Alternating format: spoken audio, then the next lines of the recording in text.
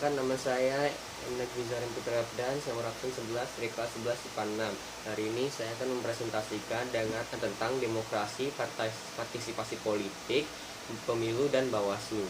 Pertama, demokrasi berasal dari bahasa Yunani yaitu demos dan kratos. Demos bermakna rakyat atau khayalak, sementara kratos bermakna pemerintahan. Demokrasi sebagai sistem pemerintahan yang mengizinkan dan memberikan hak kebebasan kepada warga negaranya untuk berpendapat serta turut serta dalam pengambilan keputusan di pemerintahan. Demokrasi adalah salah satu sistem pemerintahan di dunia. Sistem pemerintahan ini dikenal karena menempatkan rakyat sebagai pemilik kekuasaan tertinggi. Salah satu slogan yang cukup terkenal dari sistem pemerintahan ini adalah dari rakyat untuk rakyat, rakyat dan demi rakyat.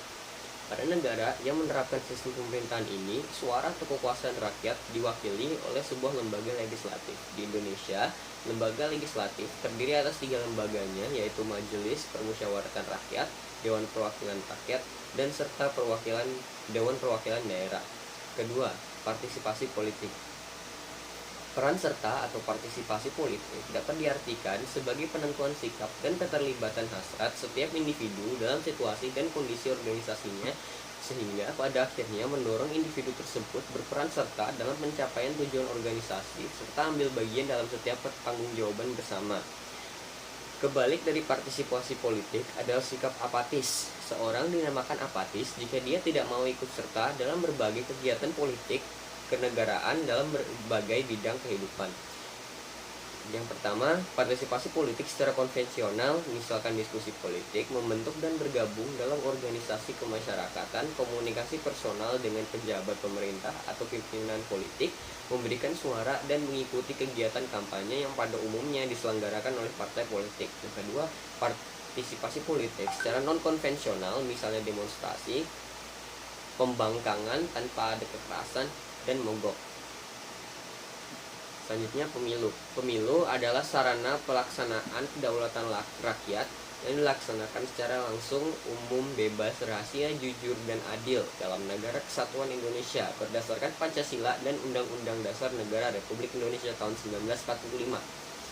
Dengan kata lain, pemilu merupakan sarana bagi rakyat untuk menjalankan kedaulatan dan merupakan lembaga demokrasi.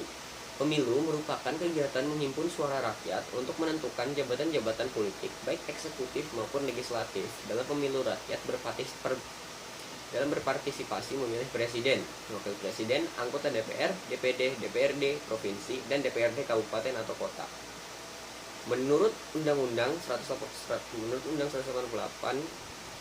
tahun 2012, pemilu memiliki luber-judel, langsung, umum, bebas, rahasia, jujur, dan adil.